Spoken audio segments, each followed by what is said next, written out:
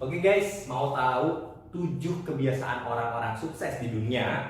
Nah, di sini kita akan bahas di dalam bukunya Stephen Covey yang berjudul Seven Habits of Highly Effective People dan akan dibawakan oleh kontributor yang sangat luar biasa, yaitu Dr. Ayi Tejaningrum, di mana beliau adalah trainer nasional dan juga dosen. Nah, jadi teman-teman, kita sama-sama belajar. Ini buku internasional dari luar, kapan lagi kita bisa baca isinya, langsung dijelaskan sama orang-orang hebat.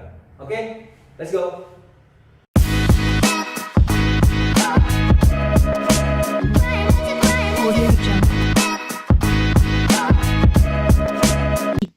Ada orang ketika disuruh menghitung 2 kali 3, 2-nya 3 kali, hanya sepersekian menit dia paham. Oh, begitu dikasih soal 10 dia mampu menyelesaikannya dengan baik. Anak ini disinyalir berkekuatan otak sebelah kiri cerdas, yang kalau dalam dunia akademik disebut dengan intelligent quotient-nya top markotop cereng makoncreng kalau saya bilang, atau orang jenius. Tapi ada anak diterangkan 2 kali 3, 2 kali, 3 kali, 4 kali diterangkan, paham, agak susah Bu Guru terangkan kembali, susah paham. Bapak dan Ibu disinyalir dia memiliki kecerdasan otak sebelah kirinya tidak terlalu bagus, masyarakat menyebutnya anak bodoh. Sebenarnya bodoh dari logika, atau kurang respon dari logika. Tetapi Bapak dan Ibu saya ingin sampaikan bahwa IQ ini sifatnya genetik, diturunkan dari gen orang tua. Jadi kalau respon anak-anak kita terhadap ilmu eksak agak kurang, jangan marah karena asli turunan kita. Tetapi Stephen Covey ingin saya sampaikan berhubungan dengan problem. Problem itu Bapak dan Ibu tidak perlu menggunakan otak sebelah kiri yang cerdas. Karena kalau problem berhubungan dengan otak sebelah kiri, biasanya problem yang berhubungan dengan ilmu eksak. Memperbaiki pesawat terbang, memperbaiki mesin, membuat komputer, semua harus pakai logik. Ya. Tetapi studi 20-30 tahun kemudian, boleh Bapak dan Ibu ingat-ingat, teman Anda di SD, SMP, SMA, bahkan perguruan tinggi, jago matematik, jago fisika, jago kimia, 15-20 tahun kemudian kehidupannya biasa-biasa saja, kalah oleh orang yang dulu sebenarnya tidak terlalu pintar. Kenapa Bapak dan Ibu? Ternyata menurut Goldman, kecerdasan otak sebelah kiri sumbangan pada sukses manusia hanya 20. Tetapi pada otak sebelah kanan, sumbangannya mencapai 80, dan Stephen Covey banyak membahas soal otak sebelah kanan. Mari kita lihat. Terutama berhubungan dengan problem, karena tadi habit yang pertama adalah jadilah Anda proaktif. Proaktif, bagaimana kita mereaksikan tubuh ini terhadap masalah yang ada. Problem itu sebenarnya dalam kehidupan kita ada yang disebut dengan mood. Saya lihat Mas Abel hari ini pakai kacamata hitam, karena dia merasa jadi ganteng, dan itu tidak perlu kita diskusikan, karena merasa ganteng, merasa senang, merasa bahagia, kesel, bete, marah, itu adalah hak pribadi masing-masing, dan itu unik pada setiap manusia. Nah, mood itu sebenarnya dari reaksi otak sebelah kanan atas respon otak sebelah kiri. Kalau saya sampaikan sekarang, Mas Abel, Anda ganteng sekali dengan kacamatanya, saya jamin Anda langsung berseri-seri. Atau besok lusa Anda akan beli lagi kacamata yang lain, dan Anda akan percaya diri menggunakan kacamata. Kenapa? Karena respon otak sebelah kiri menyatakan pujian itu sesuai dengan keinginan Anda, sesuai dengan harapan Anda, Bapak dan Ibu, maka saat itu otak sebelah kanan akan memproduksi sebuah hormon yang namanya dopamin. Nah, yang sekarang banyak dipakai oleh artis-artis. Hormon dopamin, hormon serotonin, oksitosin, dan endorfin, yang tugas pertama hormon tersebut memperlancar sirkulasi darah, mata jadi berbinar-binar, pipi jadi cereng, rambut jadi mengkilat, dan hebatnya, kerasa di dadanya senang, gembira, dan bahagia.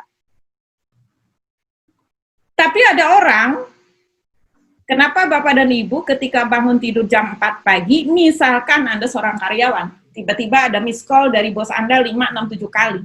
Kenapa jantung kita deg-degan? Atau Anda mahasiswa, nilai Anda dapat D, jantung Anda deg-degan. Atau Anda besok mau ujian, nggak bisa tidur semalaman. Atau ada yang menghina, ada yang merendahkan kita, itu problem dalam kehidupan kita. Kita nggak bisa tidur, perasaan lebih tidak nyaman, dan lain sebagainya. Jadi Bapak dan Ibu, ketika ada sesuatu yang tidak sesuai dengan keinginan dan harapan Anda, misalkan Nah, ini Stephen Covey menjelaskan, misalkan Anda tidak dapat bonus, Anda tidak dapat uang, atau Anda bisnis Anda hancur, maka saat itu kenapa kita ada perasaan tidak nyaman? Karena otak sebelah kiri akan menyatakan bahwa kejadian itu tidak sesuai dengan harapan, maka saat itu otak sebelah kanan akan menyuruh tubuh memproduksi sebuah hormon yang disebut dengan adrenal. Dan hormon ini akan melepas zat yang disebut norepinefrin dan epinefrin. Fungsi pertama zat ini, jantung Anda jadi deg-degan, nafas tersengah-sengah, kepala pusing. Maka kalau Anda terlalu sering dikit-dikit bete, dikit-dikit kesel, dikit-dikit marah, dikit-dikit kecewa, dikit-dikit tidak nyaman. Para pebisnis, kedelai naik pusing, jalanan macet pusing, di rumah pusing, di kantor pusing.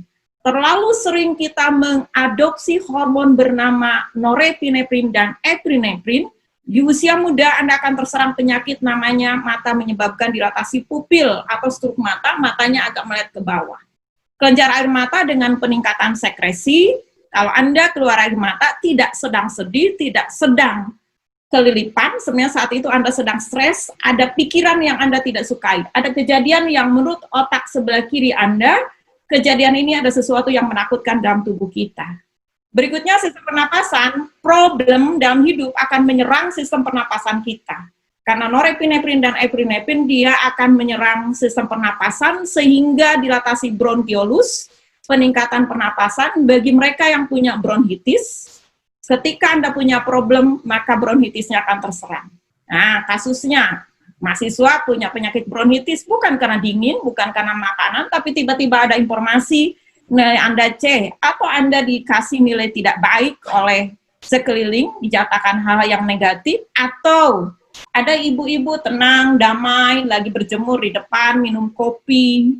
Tiba-tiba ada temannya lewat. Jeng, aku lihat suamimu di mall dengan perempuan berambut panjang. Ada yang langsung tiba-tiba asmanya kambuh.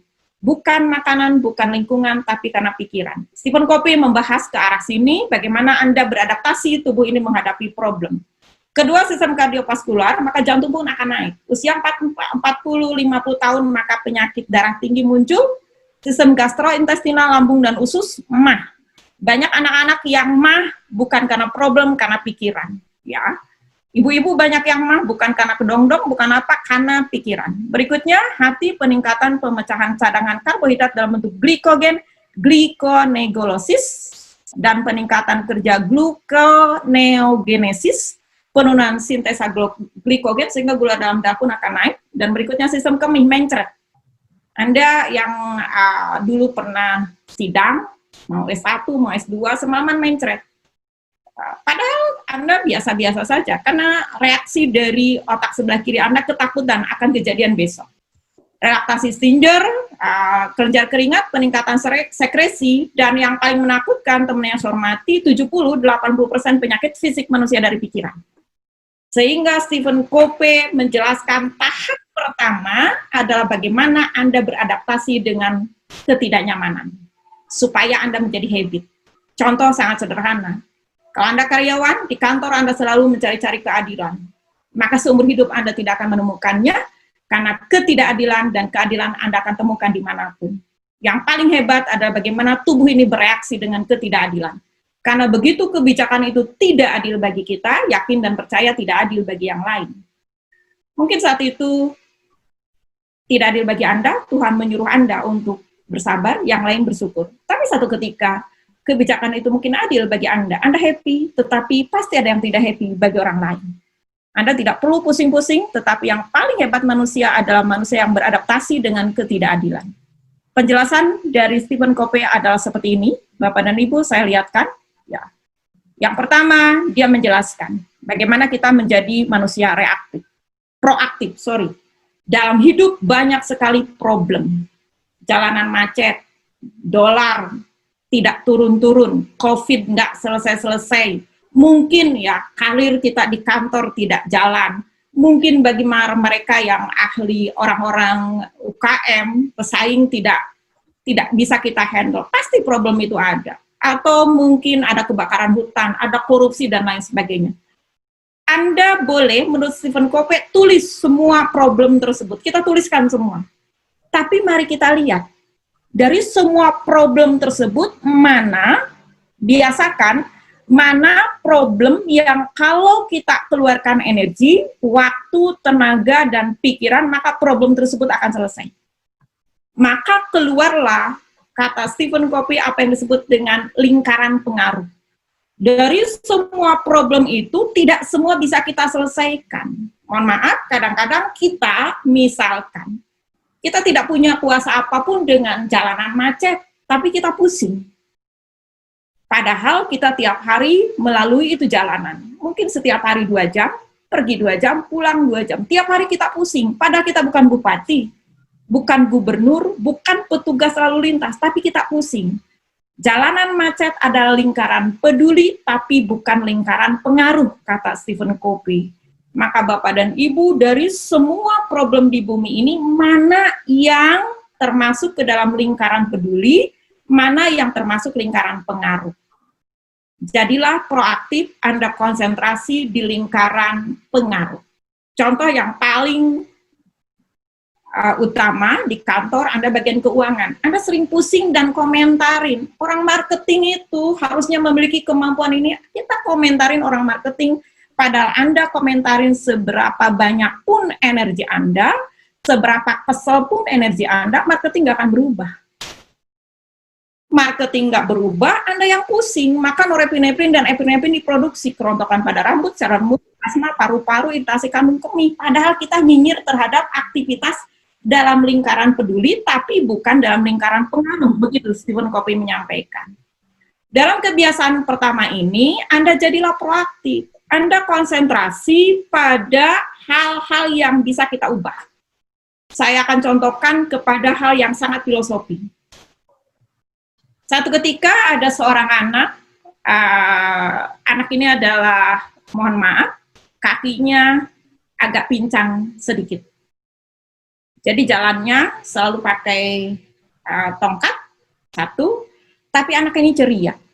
Temennya banyak, kalau ketawa, apa kabar gitu, ekspresif. Dan dia menginspirasi banyak orang, karena dia ketua OSIS, lagi di SMA. Kalau sekarang dia udah sukses luar biasa. Dia ketua OSIS, dia ceria, gurunya bingung. Karena anak ini setiap hari banyak sekali yang membuat dia tidak nyaman. Misalkan, ada yang suka bilang sekelompok anak yang tidak baik, jalan kita nggak di hot mic. Ada orang yang jalannya nggak seimbang. Atau ada sekelompok anak yang bilang, ada orang kaya lewat, sepatunya saja dari besi. Banyak sekali nyinyir-nyinyir yang dia terima setiap hari. Tapi dia ketua OSIS, riang gembira, nilai-nilai rapotnya hebat, relasinya banyak. Akhirnya suatu ketika gurunya bertanya, apa yang membuat Anda bisa sehebat ini? Padahal saya tahu setiap hari Anda diledek dan Anda dikedilkan. Jawabannya luar biasa, Bapak dan Ibu yang saya hormati. Bu Guru, aku hanya berpikir. Kemuliaan manusia terletak pada pikirannya, dan ini dibahas oleh Stephen Covey. Bu Guru, aku hanya berpikir. Dulu ketika Tuhan melahirkan aku ke bumi, dengan sebuah kata ketidaksempurnaan, aku yakin dan aku percaya. Misi utama Tuhan melahirkan aku dengan ketidaksempurnaan supaya orang-orang yang lahir dengan kata sempurna belajar bersyukur ketika melihat aku.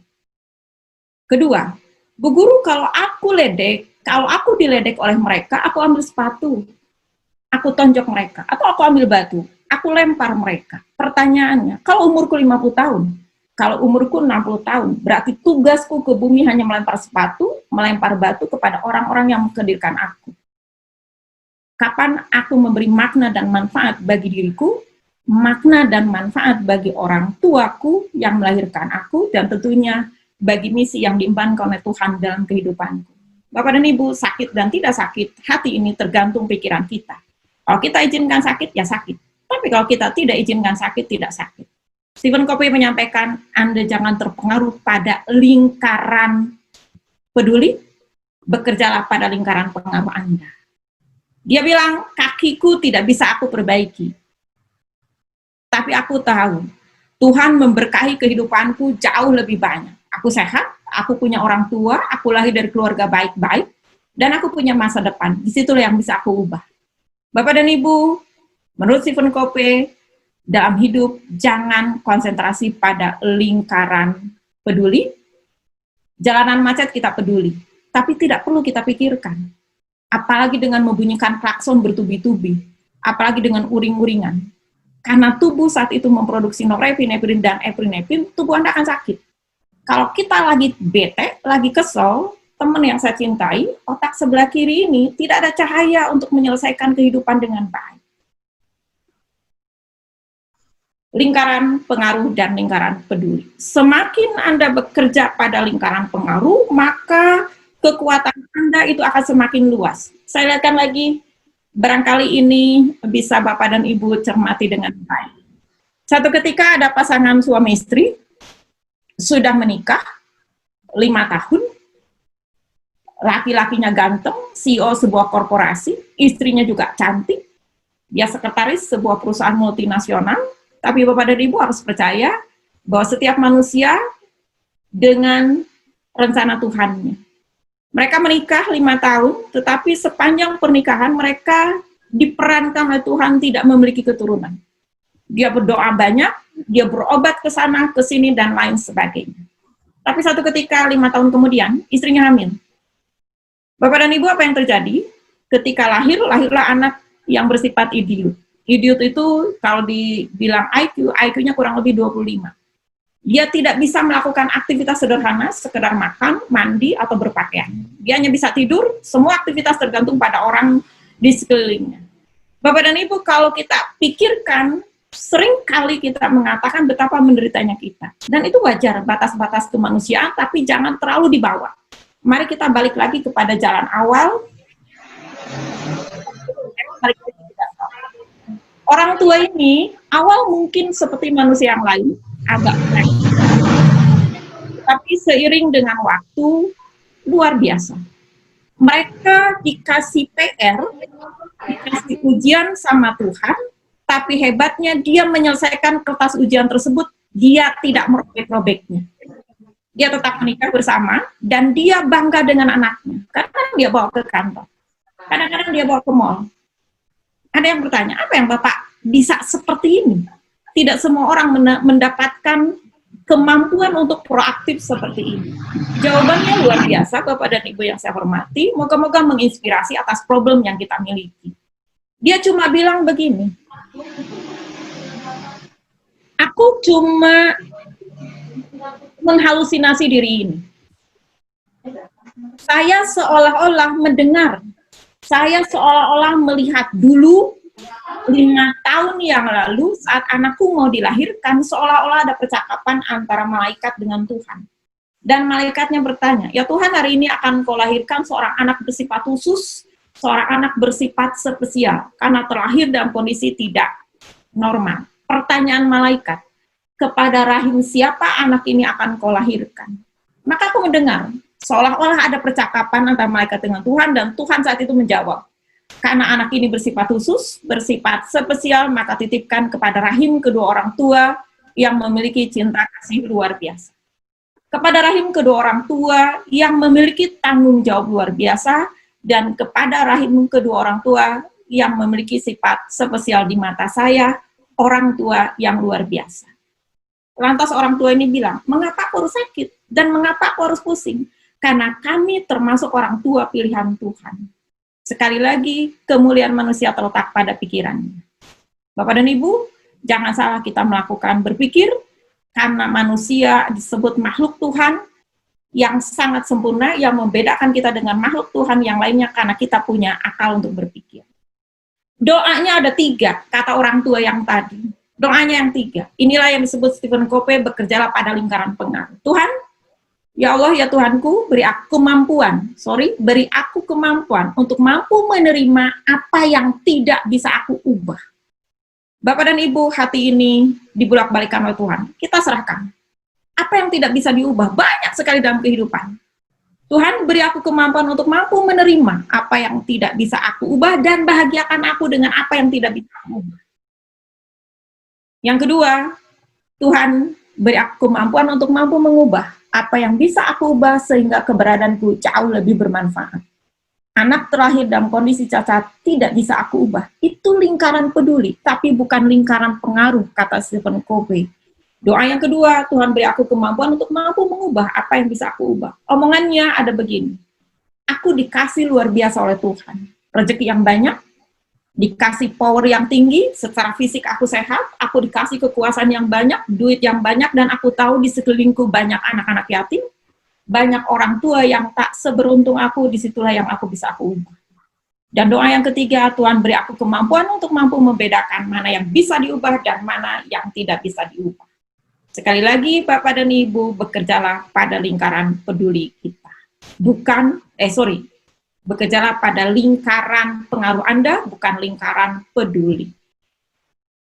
Manusia menjadi tidak efektif karena seringkali kita berkomentar untuk hal di luar lingkaran pengaruh kita. Oleh sebab itu, banyak sekali momen-momen yang bisa kita raih. Contohnya Bapak dan Ibu di sini, ya salah satu cara untuk menentukan lingkaran mana perhatikan kita berada adalah dengan membedakan antara mempunyai dan menjadi. Seandainya saya memiliki istri yang soleh, Anda bekerja pada lingkaran peduli, tapi Anda tidak bekerja pada lingkaran pengaruh karena kita mengharapkan orang lain soleh. Tapi ganti kata-kata itu, seandainya saja saya menjadi suami yang soleh. Seandainya saja saya memiliki karyawan yang hebat, ganti seandainya saja saya menjadi bos yang hebat. Seandainya saja saya mempunyai anak yang soleh, balik Pak. Jadi kata-kata mempunyai ganti menjadi, Anda jangan bekerja pada lingkaran peduli, tetapi bekerjalah pada lingkaran pengaruh. Ketika Anda soleh, maka sekeliling itu akan mengikuti. Ini pesan pertama Stephen Covey. Bekerja pada lingkaran pengaruh Anda. Sebelum dilanjut, ada yang tanyakan? Kata-kata seperti ini, tidak ada yang dapat saya lakukan, maka saat itu otak akan tersumbat. Tapi ganti, mari kita lihat alternatif yang lain. Maka otak sebelah kiri akan banyak cahaya untuk menyelesaikan problem yang Anda temui. Memang sudah begitulah saya kan orangnya begini, mau diapain lagi? Itu sebenarnya kamuflase supaya orang-orang paham dengan diri kita, tapi kita tidak mau paham dengan diri orang lain. Saya dapat memilih pendekatan yang lebih baik, saya akan coba. Ia membuatku begitu marah, no, tetapi saya bisa mengendalikan diri saya. Jadi ada orang yang menyebalkan itu, seringkali kita ngomong, kalau nggak marah, kalau nggak saya marahin, dia nggak akan berubah. Itu kesalahannya. Sebenarnya orang marah itu bukan untuk memperbaiki orang lain, tetapi untuk mengeluarkan unek-unek ketidaknyamanan kita. Umumnya seperti itu. Karena kalau marah, Bapak dan Ibu yang saya hormati, saatnya ada 5. Apa bedanya manusia dan korek api? Manusia dan korek api sama-sama berkepala. Tetapi korek api ketika saling bergesekan, ia mungkin memanas, bahkan berapi-api. Tetapi ketika manusia saling bergesekan, ia tak perlu langsung memanas, apalagi berapi-api, karena di kepala kita ada otaknya untuk berpikir. Jadi kalau ada yang menyebalkan, itu sebenarnya Tuhan sedang mengajarkan kepada kita untuk menjadi manusia yang lebih baik lagi. Mari Bapak dan Ibu yang saya hormati, marah itu pekerjaan yang mudah. Tetapi marah pada orang yang tepat. Kadang-kadang kita kesel di kantor, marahnya ke istri, berarti salah dong.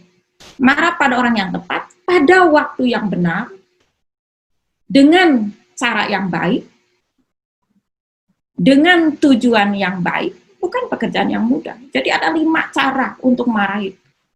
Kalau Rasulullah, mohon maaf, non-muslim menyesuaikan, ketika mau marah, katanya ketika Anda berdiri, maka duduk. Kalau Anda mau marah. Tetapi ketika duduk, Anda berbaring, saking tidak terlalu banyak manfaat dari marah. Marah itu boleh, kalau kita yakin dengan marah masalah bisa selesai. Atau boleh kita lihat, mereka tidak akan mengizinkan itu. Mereka tidak akan mengizinkan itu, Bu, nggak usah dilakukan. Coba kamuflase otak kita, saya dapat memberikan presentasi yang saya percaya akan lebih baik dan bisa mengubah orang lain. Saya terpaksa melakukan itu, tapi saya ganti, saya merespon aktivitas itu dengan baik. Kata-kata bahasa reaktif dan ini bahasa proaktif. Selalu Stephen Covey sampaikan kebiasaan pertama. Bapak dan Ibu bekerja pada lingkaran pengaruh dan selalu berpikir positif. Oke, problem sebenarnya begini, Bapak dan Ibu yang saya hormati, problem itu kalau saya boleh sepakat, boleh tidak sepakat. karena mungkin saya sudah 54 tahun. Jadi kadang-kadang suka pakai ilmu bahasa Sundanya nyep-nyep. Nyep-nyep itu apa ya? Dianalisa apa maksud Tuhan. Apa yang diinginkan Tuhan dari kegiatan ini. Nanti ada kebiasaan ketiga dari Stephen Covey, yaitu adalah selalu bersandar kepada tujuan akhir kemana kita akan pulang. Nyambung dengan kebiasaan yang pertama, ada bersifat proaktif. Jadi, maksud Tuhan adalah apa? Contohnya ya, Pak. Contohnya Bapak dan Ibu yang saya hormati, kegiatan proaktif yang sering kita temuin sehari-hari. Kita lagi mengantor, kita lagi bekerja, Anda leader misalkan. Tiba-tiba ada karyawan Anda datang dan mengerjakan pekerjaan tidak sesuai dengan harapan. Kalau kita reaktif, dan kita melihat bahwa pekerjaan bawahan ini tidak sesuai dengan keinginan Anda, biasanya ada perasaan tidak baik. Begitu perasaan tidak baik dalam hati, kesel, maka biasanya Bapak dan Ibu yang muncul dari mulut kita ada kata-kata yang tidak mengenakan. Mungkin ya, kayak gini aja nggak bisa. Bapak kan sudah begini-begini, itu orang reaktif. Tapi orang proaktif, begitu kerjaan bawahan tidak sesuai dengan harapan, Bapak ada proses yang namanya penyadaran. Mungkin perlu sepersekian menit, perlu sepersekian detik. Boleh kita sugesti diri sendiri dengan pernyataan-pernyataan proaktif pada otak kita. Misalkan, mungkin instruksi saya yang kurang baik. Satu. Yang kedua, mungkin dia sedang capek. Yang ketiga, ya udah, dia juga sama-sama dengan saya lagi mencari makan di kantor ini. Toh salah laporan pun tidak akan membuat kantor begitu luar biasa, akhirnya hancur dan lain sebagainya. Saya percaya begitu ada kata-kata proaktif yang kita keluarkan dari pikiran kita, maka perasaan akan lebih tenang.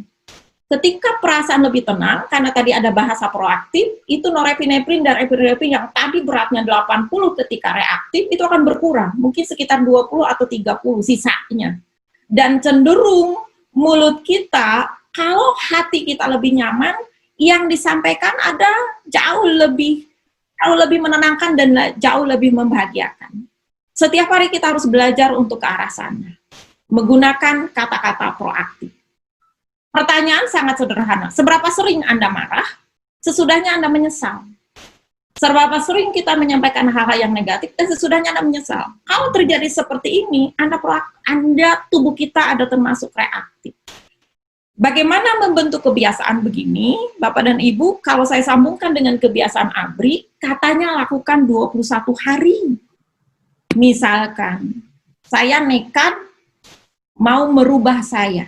Kalau dalam umat Islam, non-Muslim menyesuaikan, orang bersyukur itu kan orang yang dirinya lebih baik dari dirinya yang kemarin, bukan lebih baik dari orang lain. Dulu menyebalkannya banyak, sekarang menyenangkannya banyak, walaupun masih ada menyebalkan. Dulu kukulutuk itu apa ya? Apa tuh Abel bahasa Indonesianya? Kukulutuk itu ngedumelnya banyak. Ngedumelnya banyak, sekarang bersyukurnya banyak. Dulu judesnya banyak, sekarang yang gembiranya banyak. Dulu reaktifnya banyak, sekarang proaktifnya banyak. Nah, bagaimana caranya? Bapak lakukan terapi 21 hari. Misalkan, resolusinya jangan terlalu banyak, ambil satu. Saya mau menjadi pribadi yang tidak bohong, kita ubah. Atau saya mau menjadi pribadi yang tidak marah. Kesabaran saya akan saya meningkatkan karena saya termasuk perilaku manusia yang gampang sekali marah. Bapak konsentrasi, niatkan, bismillah, pagi-pagi saya akan konsentrasi, otak Anda konsentrasikan. Saya tidak akan marah. Set ngantor, ada yang membuat Anda marah dan Anda bereaksi, paksakan. Membentuk kebiasaan awalnya harus paksakan walaupun tidak sesuai dengan hati nurani Anda. Paksakan, set, tahan. Agak berat. Bapak tarik nafas, selesai. Hari ini Anda lolos, tidak marah. Terapi yang kedua, hari kedua, di kantor ada lagi yang membuat Anda harus marah dan Anda tahan, Anda lolos. Hari ketiga, tidak ada yang membuat Anda marah, jangan dibuat sebagai sebuah kalkulasi hitungan. Hari keempat baru ada, ternyata yang membuat Anda marah dan Anda tidak marah. Tapi hari ke-7, 7 kali, yang ke-8 kali Anda marah, padahal 7 kali sudah kita tahan, ke-8 Anda marah, Anda mulai lagi dari hari ke-1. Terus nanti ke-11 selesai, ke-12 Anda marah kembali. Ulangi lagi, ada yang perlu 3 bulan, ada yang perlu 4 bulan, tetapi Bapak dan Ibu, kalau Anda sudah 21 kali seperti itu, badan ini menyesuaikan, maka Anda akan ketemu pribadi Anda yang 89-95% akan jauh lebih sabar. Itu terapi bagaimana membuat sebuah kebiasaan. Berikutnya, tidak akan saya sampaikan ke arah sini karena terlalu banyak, adalah kebiasaan yang kedua. Stephen Covey menyampaikan adalah selalu bersandar kepada tujuan akhir kemana kita akan pulang. Apapun kehidupan kita, bersandarlah kepada Tuhan. Kalau kita tanya, Bapak dan Ibu, apa cita-cita Anda? Banyak sekali yang ngomong, saya pengen punya pesawat terbang, saya pengen kaya, saya pengen jadi ini, saya pengen punya apartemen segini, saya pengen ini, saya pengen itu. Pertanyaannya, kalau semua udah Anda terima, ujungnya mau apa? Pasti semua ingin baik-baik ketika kita kembali kepada Tuhan. Jadi Stephen Covey, apapun aktivitas Anda, selalu bersandar kepada nilai-nilai dari Tuhan. Jangan sekali-kali kita membuat drama, nyebelin kepada orang, karena Bapak dan Ibu, karma itu tidak bisa kita hindari. Mohon maaf, misalkan kita sudah kaya, duitnya banyak, kita selingkuh. Saya sampaikan, Anda sedang memainkan drama, tapi karma itu tidak bisa kita tinggal. Semua kehidupan di bumi ini ada dengan sepengetahuan Tuhan. Kalau dalam kebiasaan yang kedua ini, saya selalu sampaikan dalam bahasa saya adalah, Bapak dan Ibu, kebaikan adalah sebuah investasi. Apapun aktivitas kita, baik-baiklah terhadap manusia, karena itu yang disukai oleh Tuhan. Anda jangan galak, Anda jangan nyinyir, Anda jangan mendustai, Anda jangan, kalau dalam bisnis begini, maaf ya Pak ya, bisnis yang saya pelajari dalam konteks Stephen Covey dan dalam konteks agama, kalau satu ketika Anda punya jualan tabung gas, harganya 25.000. Jalan udah setahun, tiba-tiba di gudang kita masih ada 20 lagi gas, harganya naik shot jadi 40.000 karena ada pembelian yang berlebihan begitu.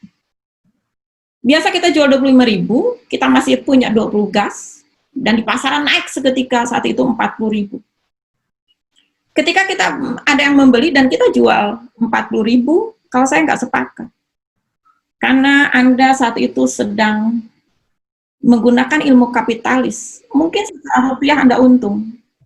Tetapi kalau Bapak dan Ibu yang saya hormati, karena kita belinya 22.000 dan kita jual 40.000, tidak 40.000, saya percaya satu ketika Anda akan dapat berkah dari Tuhan. Kalau kita jual 40.000, Bapak dan Ibu, itu selisihnya 15.000. 15.000 kali 20.000, kali 20 tabung, itu ada keuntungan 13.000, keuntungan. Tapi kalau saya menyebutkannya, itu ada duit siluman. Nanti yang makan setan. 300.000 itu nanti akan dimakan dengan penyakit kita.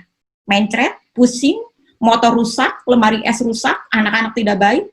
Karena kita mengambil sesuatu dari bukan yang hak kita. Stephen Covey menyebutnya sebagai bersandar kepada tujuan akhir kita.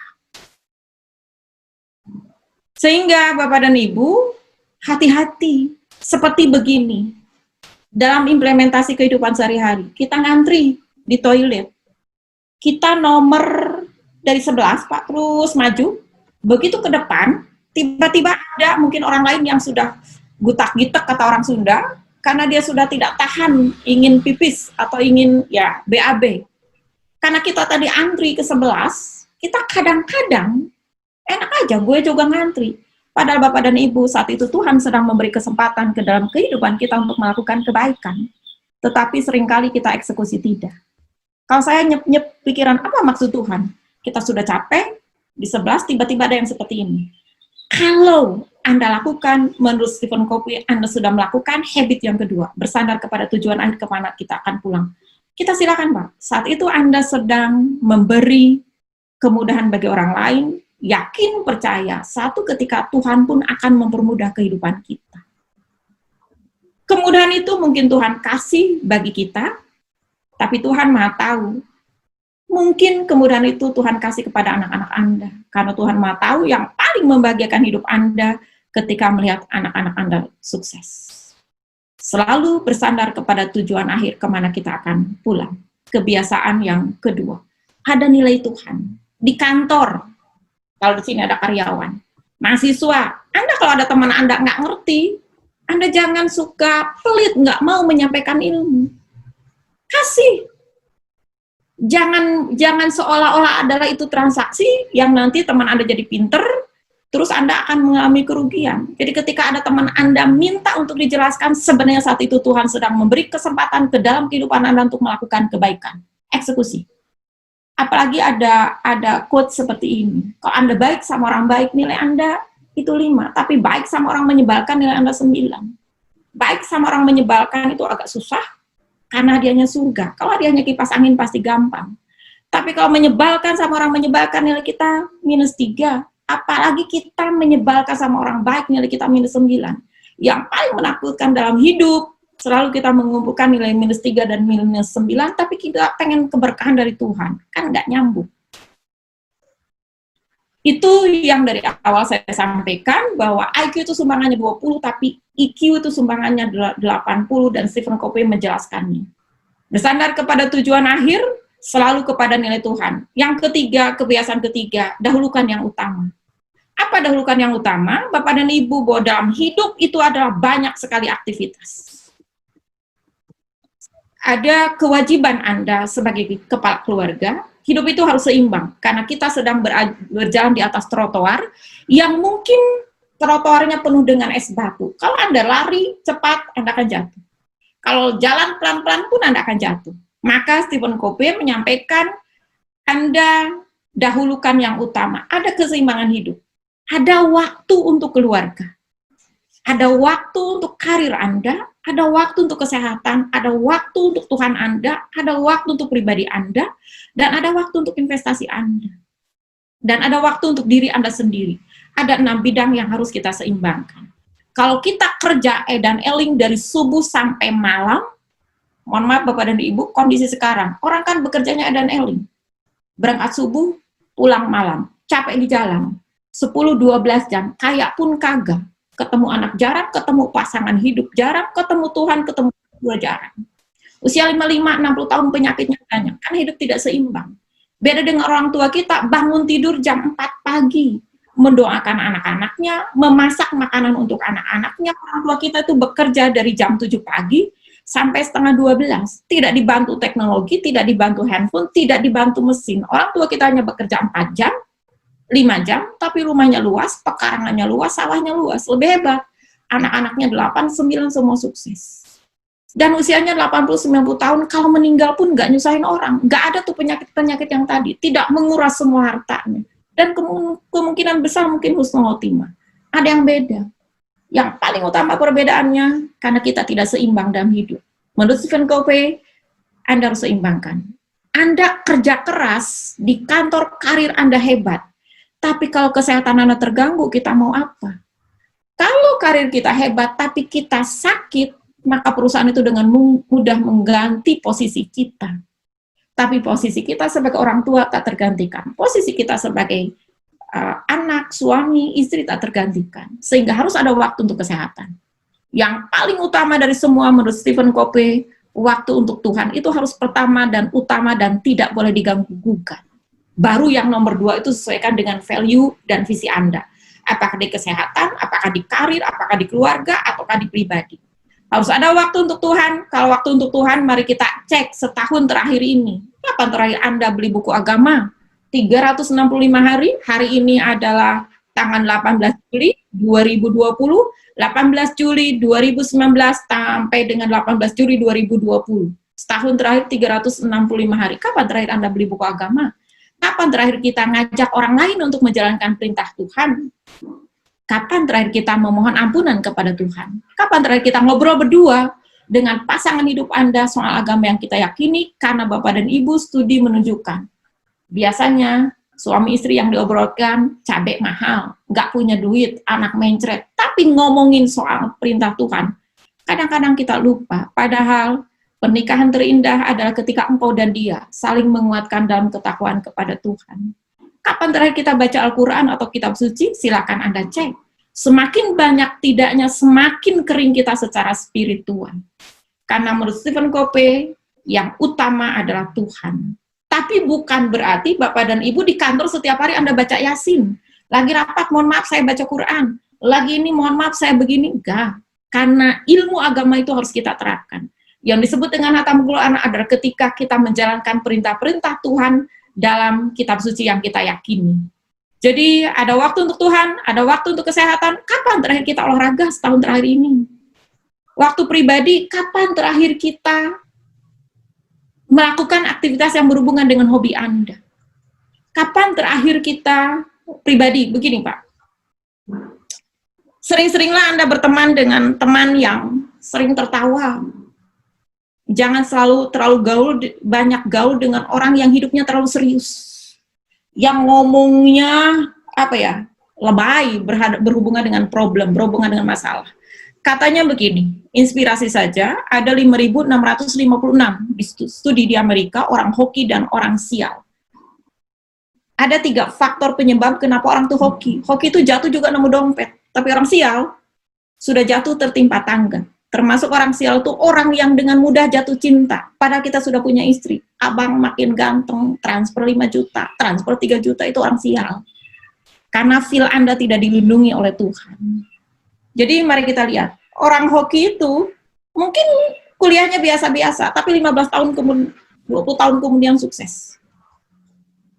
Saya lapar, tiba-tiba ada yang nggak makan mie goreng misalkan di kantor, dan mie goreng itu kesukaan, itu kan namanya hoki.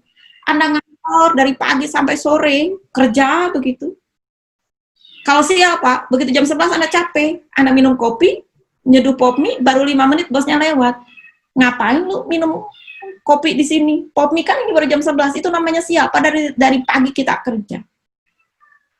Ada penelitian, 5.650 sekian orang yang cenderung hoki dan cenderung sial. Kalau Anda wirausaha, kalau Anda mahasiswa, orang hoki, ciri pertama adalah orang yang suka bergaul dengan orang-orang sukses. Bapak dan Ibu, jangan suka bergaul dengan orang yang banyak mengeluh. Karena apa yang kita dengar, apa yang kita lihat seringkali mempengaruhi kita. Kalau Anda wirausaha, lagi susah, jangan ketemu dengan yang susah lagi. Pasti yang diomongkan ada kesusahan. Maka tidak ada otak kita untuk mencerna lebih bagus, untuk supaya hidup lebih bagus.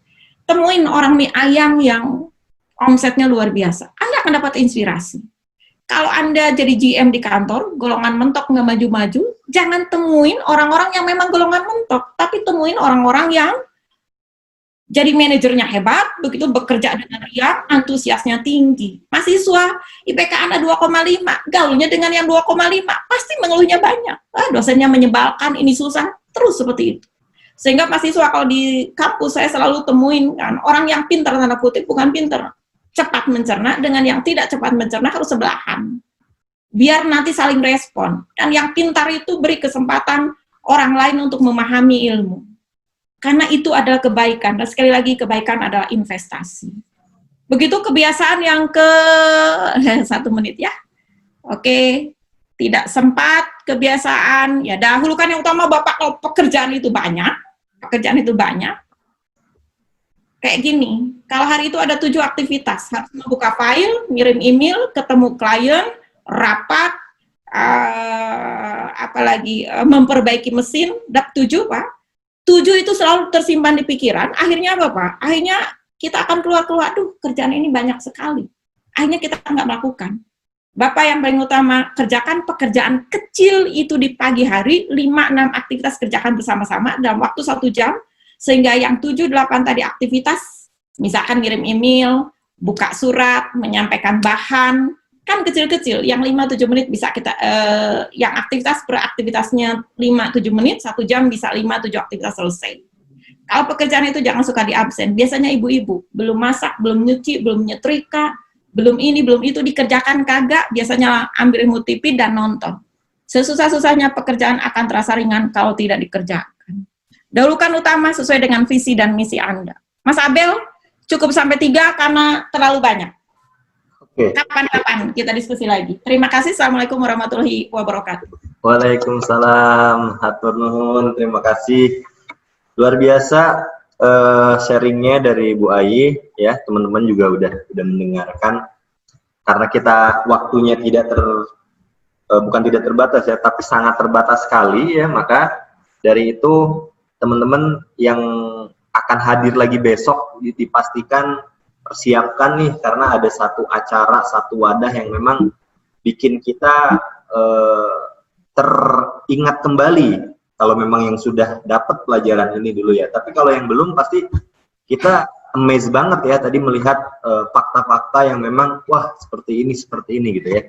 Dan bahkan kalau misalkan saya merasa, andai tim saya ikut semua, andai pasangan saya ikut, andai keluarga saya ikut, nah maka silahkan teman-teman bisa ngasih linknya gitu ya. Saya udah chat ya di chat itu ada banyak tuh jadwalnya sampai tanggal 14 Agustus nanti ya. Mudah-mudahan pada saat nanti Indonesia Dirgahayu kita pun udah memiliki mindset baru, ilmu baru, dan juga otomatis ilmu ini pasti mempengaruhi mindset kita ya Bu, cara berpikir kita ya. Akhirnya tindakan kita pun, keputusan kita pun berbeda dari yang sebelumnya kayak gitu. Nah, jadi ini yang tujuannya adalah pada saat kita belajar ini kita punya sesuatu pemikiran yang kayak tadi aja dari marah gitu ya, ngapain harus marah gitu kalau memang jadi kita diajak menggunakan akal pikiran yang memang benar-benar maksimal kayak gitu. Nah, ini ada ya masih 5 menit mungkin ya Bu, kalau misalnya ada yang mau bertanya. Boleh. Siapa kira-kira kalau ada yang mau bertanya, monggo. Tadi ada yang raise hand deh. Silakan. Kalau ada yang mau bertanya bisa di chat atau bisa langsung raise hand. Oke. Mungkin sambil, kalau misalkan tadi nih Bu, itu kan baru 3 nih Bu ya.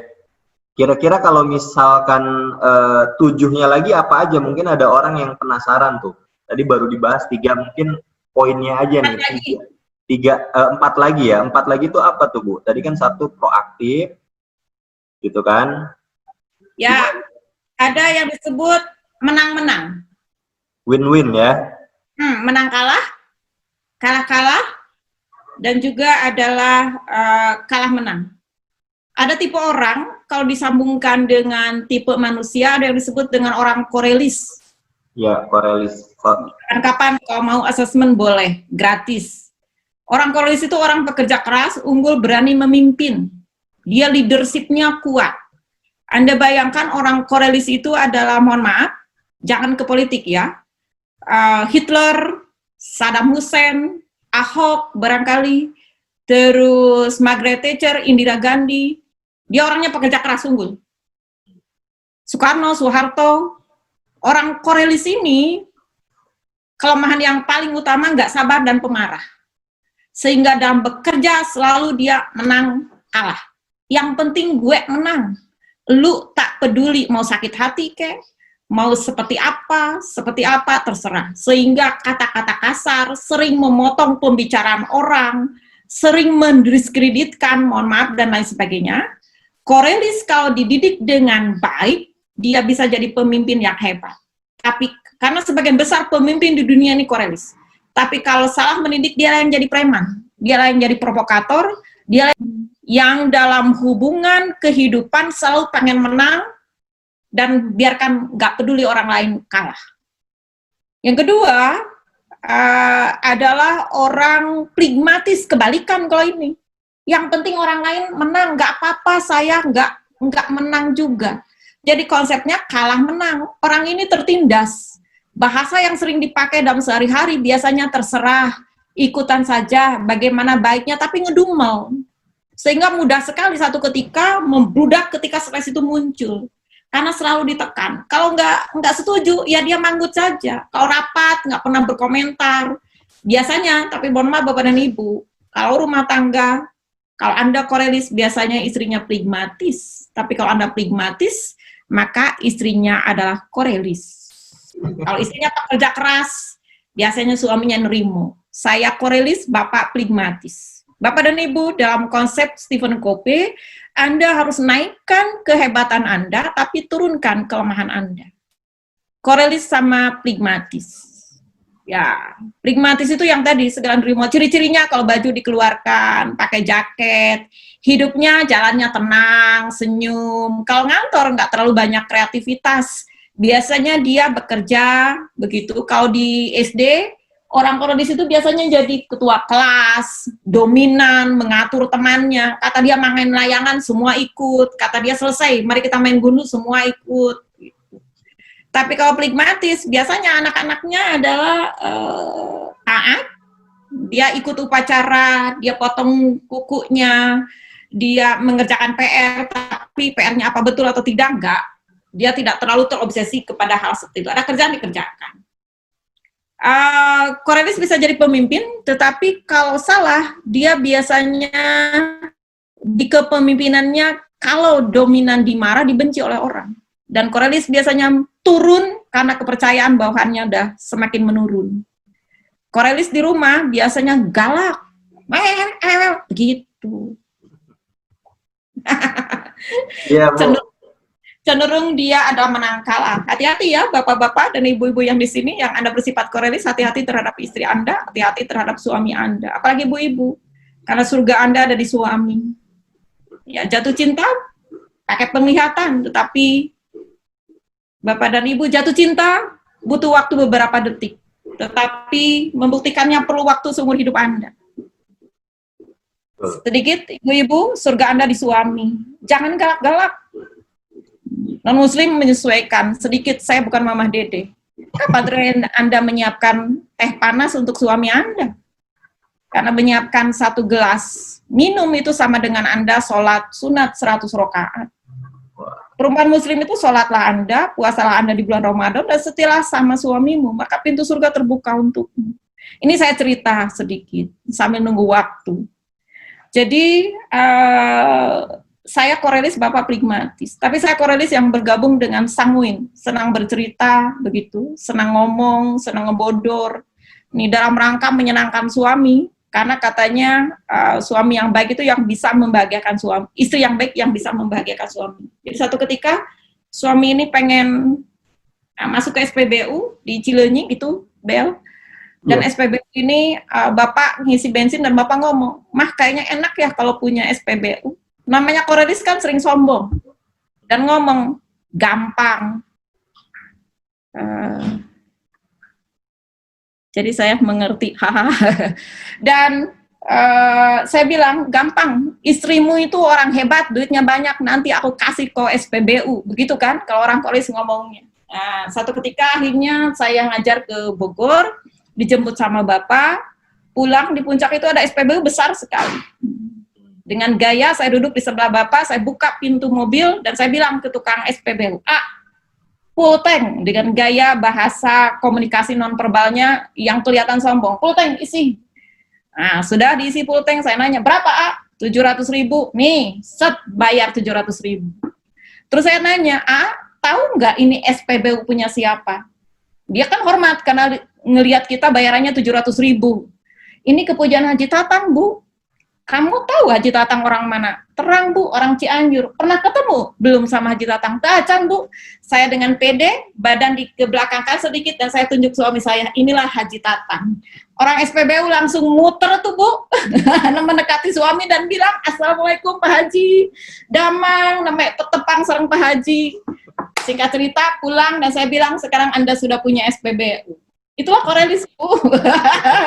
Kalau Bapak ya diem aja. Tuh, kayak gitu ya, ngasih. Nah, kalau pragmatis, kehebatannya pragmatis itu adalah dia damai, tenang, tetapi kelemahannya, nyari duitnya biasa-biasa, begitu Pak. Enggak pekerja keras. Siapa pragmatis? Pragmatis mungkin jadi pemimpin, jangan masuk politik ya, pragmatis itu contoh. Pragmatis bisa jadi pemimpin, bukan sekuat seperti Korelis karena prestasi Soekarno-Soeharto. Pragmatis biasanya jadi pemimpin karena kebaikan, karena orang menganggap dia baik. Nah, dan berikutnya karena Korelisnya saingannya pensiun kalau di kantor, atau karena kebetulan situasi dan kondisi akhirnya mengantarkan. Bu, Seringkali itu untung apa? tadi suaminya mau SPBU ya. Coba kalau mau yang lain. Pragmatis itu tidak terlalu bergairah untuk kehidupan apa begitu. Cita-cita tidak terlalu tinggi. Kalau ditanya orang pragmatis mau apa? Ya gimana Tuhan mengatur kehidupan, bagaimana air mengalir saya ikutin. Tapi kalau koralis kan kuat, 5 tahun kemudian saya harus begini, 10 tahun kemudian saya harus begini. Dari gaya ngomongnya juga udah beda. Pokoknya itu bahasa yang sering dipakai oleh korelis. Biasanya suami istri korelis dan pragmatis kan begini. Ayah mau minum apa? Ayah mau makan apa? Jawabannya terserah. Mau dimasakkan soto, sop, ataukah gulai? Jawabannya biasanya terserah. Emang mama mau masak apa? Sekedar punya inisiatif apa begitu pun agak susah. Akhirnya biasanya istrinya ngomong begini, soto apa sop? Tolong jawab dengan baik, sekali-kali deh punya ide soto apa sop. Akhirnya dia ngejawabnya begini, ya sudah mah, bikinkan soto saja. Apa jawaban istrinya? Soto itu susah bikinnya, sudah sop saja ya.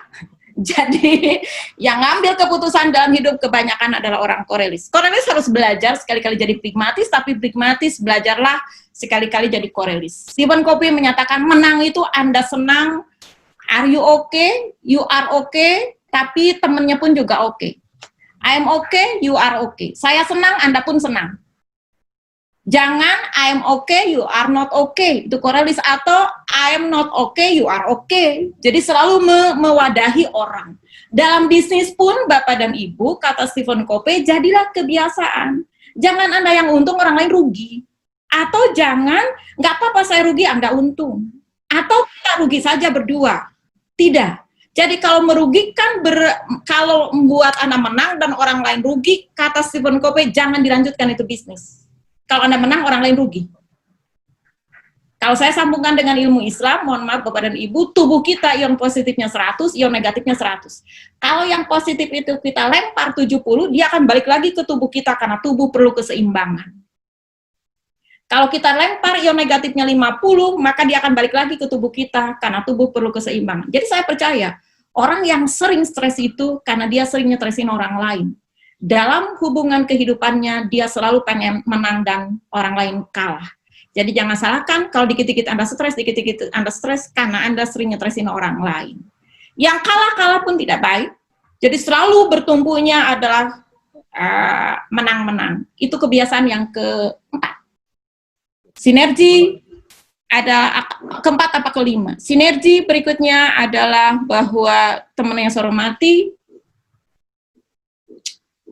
apa ya, sinergi itu adalah saling bersama. Jadi kalau tadi kan kalau di awal bekerja pada lingkaran pengaruh, keseimbangan hidup, dahulukan yang utama, terus berikutnya adalah kepada nilai-nilai Tuhan, berikutnya ada kemenang-menang, itu kan lebih banyak ke pribadi.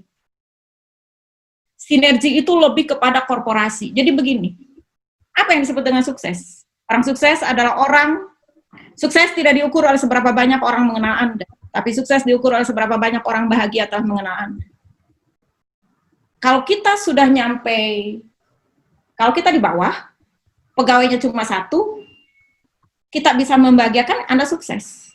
Tetapi kalau kita sudah sinerginya ke atas, ribuan yang Anda bahagiakan, Anda jauh lebih sukses. Tapi kalau kita mendapatkan kondisi nyampe ke atas, jadi CEO dengan jalan yang tidak disukai oleh Tuhan, kata Stephen Covey, Anda tidak sukses. Singgung kiri, singgung kanan demi ke atas.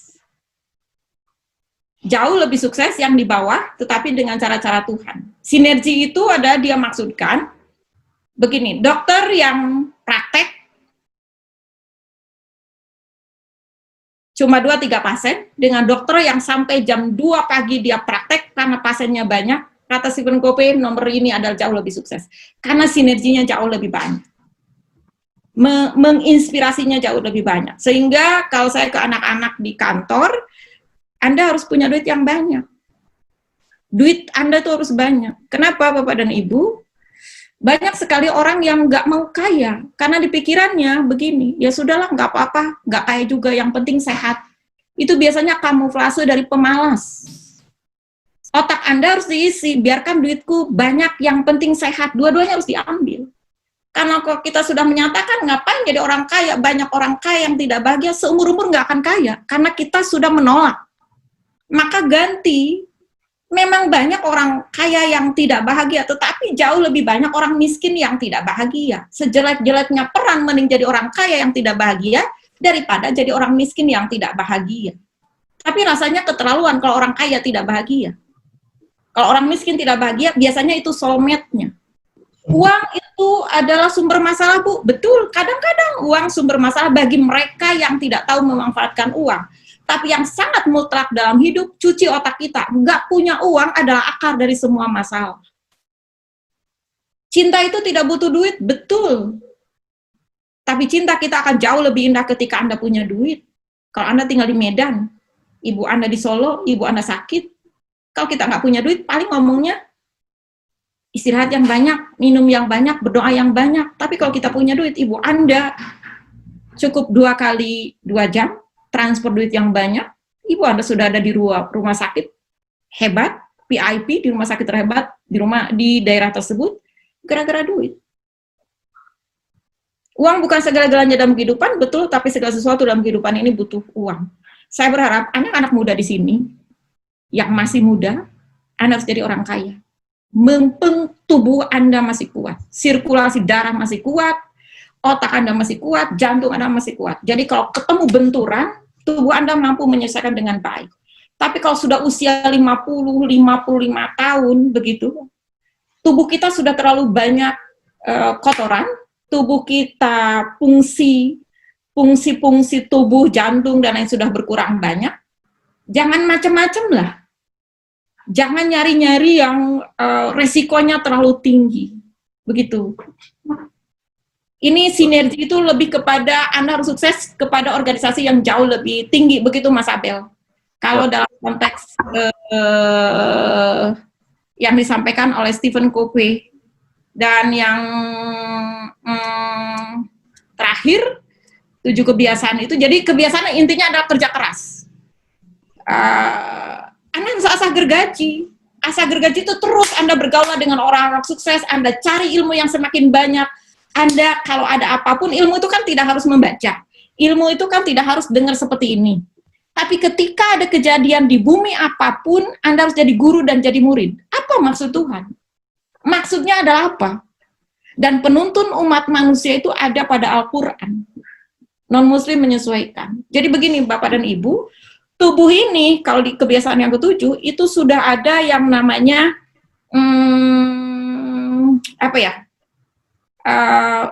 feeling, naluri.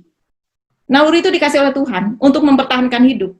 Maka Tuhan itu anak kecil yang baru lahir, untuk mempertahankan hidup, dia didekatkan di perut ibunya, dia akan mencari puting susunya, dan dia nete. Padahal tidak pernah diajarkan bagaimana mengambil air susu. Itu naluri. Naluri disimpan oleh Tuhan supaya manusia bisa mempertahankan hidup. Tetapi kalau naluri saja tidak cukup, karena banyak perampok yang untuk mempertahankan hidupnya, banyak pencuri, banyak koruptor, tapi ada juga petani, ada yang berjualan, ada yang ini. Akhirnya Tuhan menyampaikan kepada manusia, namanya adalah akal.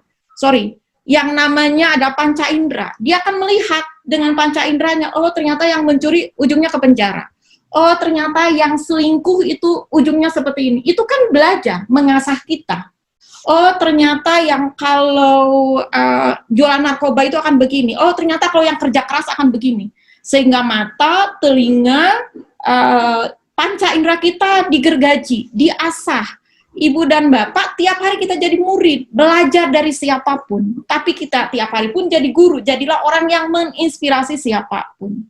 Nah kalau ternyata setelah Tuhan kasih panca indera kepada manusia, banyak orang yang tetap tidak tetap aja mencuri banyak, korupsi ada, nggak mempan, karena gergajinya nggak terasa. Maka Tuhan kasih yang ketiga, mohon maaf, non-Muslim menyesuaikan, namanya Al-Quran. Jadi kan ada yang nanya ke saya, nih Mas Abel di kantor, Bu, apa salah saya? Saya tidak ada problem dengan istri saya tidak ada problem dengan anak-anak saya, karena di kantor setiap hari saya ketemu perempuan tersebut, saya akhirnya jatuh cinta. Kan nggak salah.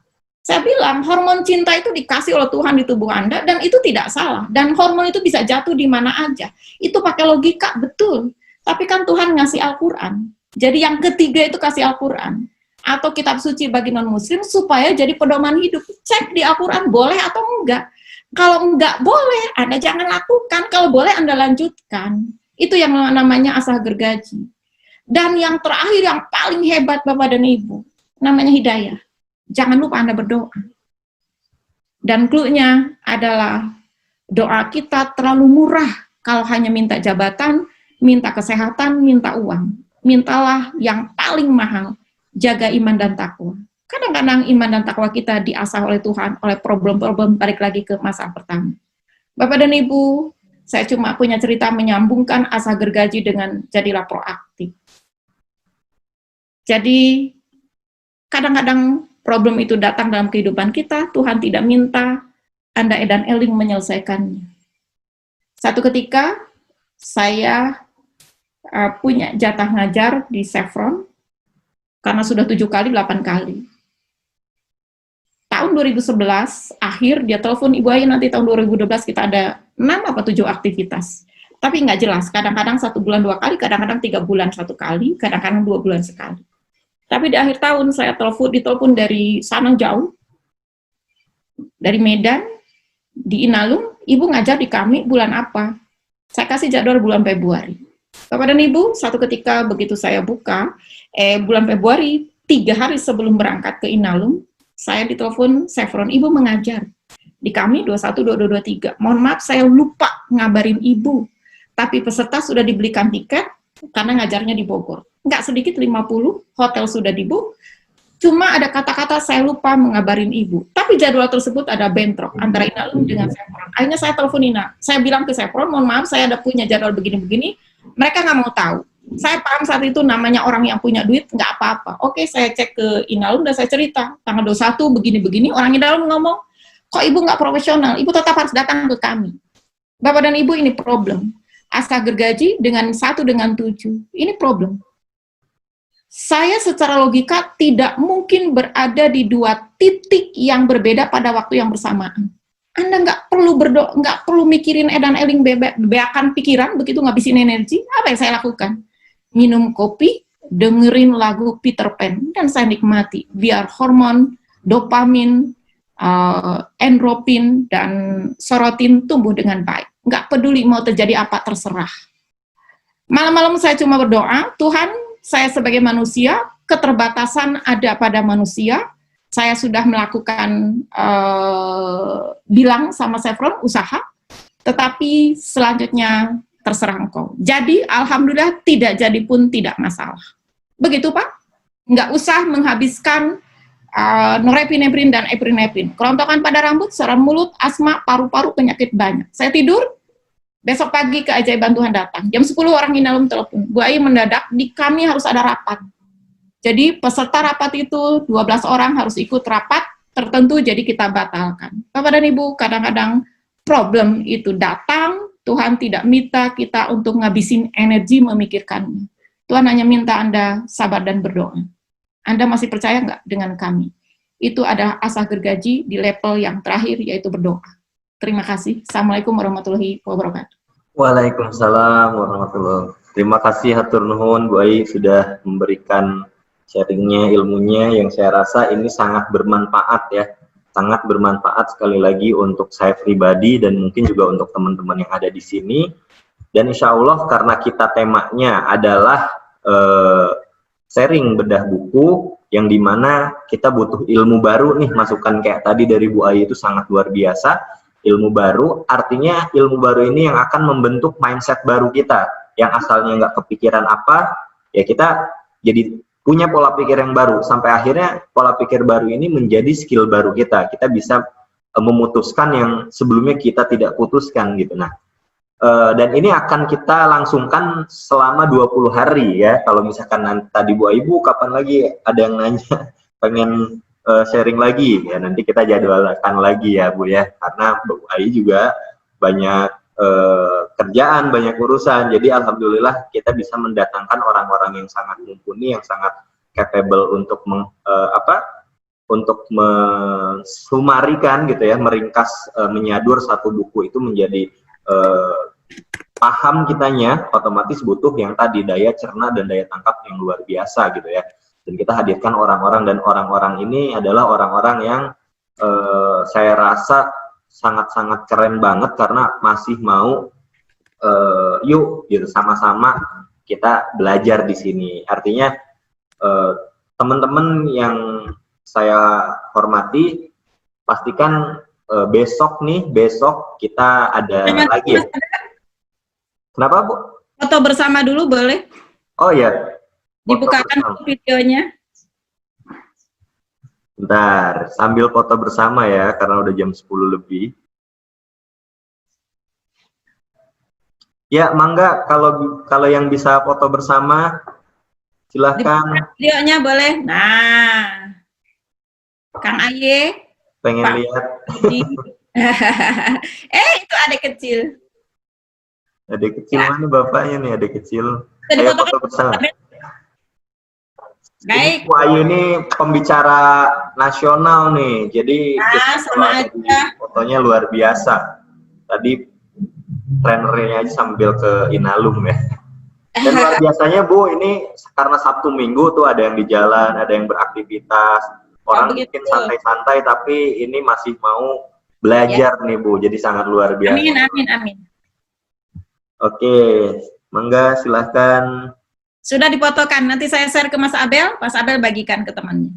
Siap, nih, ini juga di-record ya, insya Allah nanti mungkin saya izin upload di YouTube ya Bu ya, biar jadi pahala amal jariah Bu buat teman-teman yang nggak bisa akhirnya hasil kita pun jadi bisa berubah gitu. Dan ini kita 20 hari nih, ada 20 dalam 30 hari sampai tanggal 14 nanti, itu kita ada pembelajaran terus dari jam 9 sampai jam 10. Jadi pastikan Bapak Ibu semua teman-teman itu di reminder ya, di handphonenya reminder bahwa setiap jam 9 sampai jam 10 akan ada acara bedah buku. Dan jangan sampai terlewatkan, karena ini orang-orang hebat semua gitu. Saya pun pengen hadir selalu tiap hari. Makanya saya memutuskan untuk saya akan jadi host, akan jadi moderator, karena ini luar biasa penting banget pembelajaran ini. Dan pastikan teman-teman ajak semua. Jadi sekali lagi hatur nuhun Ibu, saya tutup. Jadi kalau misalkan sudah ditutup silahkan mau keluar. Saya sambil info-info sedikit ya. Gitu ya. Assalamualaikum Mas Abdel, terima kasih. Ya. Dadah semua. Ya. Takutnya mau ada yang lain ya tadi. Waalaikumsalam warahmatullahi wabarakatuh. Terima kasih Bu. Ya, nah buat yang lain yang masih hadir, jangan lupa besok jam 9 masih ada materi sharing bedah buku, yaitu adalah visual storytelling. Nah, visual storytelling ini yang saat ini sebenarnya kita juga penting ya kita butuhkan. Karena apa? Karena sekarang udah zaman digital, kita nggak bertemu. Nah, jadi mau nggak mau kita harus mempresentasikan visualisasi kita, entah itu personal branding, entah itu produk kita, entah itu usaha jasa kita dan lain-lain. Gimana caranya biar kena gitu, biar orang mau lihat, biar kalau misalkan ada di scrolling itu orang mau melihat berlama-lama dan memperhatikan. Nah, ini kita besok akan sharing dengan yang namanya Teh Rika Ekawati. Nah, itu ada IG-nya silahkan dicek, Rika Ekawati. Dia adalah food influencer, fotografer juga. Nah, jadi nanti sharing-sharingnya besok akan dibedah kayak gitu ya. Jadi pastiin teman-teman besok juga hadir jam 9 sampai jam 10 kayak gitu. Jadi sekian dari saya, terima kasih semuanya, mohon supportnya untuk mengajak teman-teman yang lain juga, karena acara ini free dan kita juga membuka donasi ya, ada di posternya yang sebelumnya, dan nanti juga kita akan sharing lagi di teman-teman yang lain bahwa ini ada acara. Jadi kalau misalnya merasa ilmu ini bermanfaat dan bisa mengubah mindset, bahkan mengubah hasil teman-teman saat ini bertindak gitu ya. Nah, ini kita bisa bisa berdonasi, dan insya Allah ilmunya akan ringan diaplikasikan, akan ringan diamalkan. Biasanya kayak gitu. Nah, walaupun ini acara free, tapi mari kita sama-sama bisa ikut serta dalam amalnya juga, biar itu tadi amal kitanya akan dilancarkan. Betul begitu teman-teman semua, yang masih ada yang bertahan ya. Jadi silakan kalau mau live, mangga, sudah selesai. Ini cuitan-cuitan saya saja. Yes. Oke. Acara saya tutup. Alhamdulillah wa syukrillah. Terima kasih buat yang hadir ya. Yang sampai jumpa besok di acara yang sama, sharing bedah buku internasional dengan tema visual storytelling. Oke, ciao, bye-bye. Kalau misalnya tadi mau ada yang materi, itu WA ke saya aja ya. Nanti materinya saya kirim dari Bu Ai.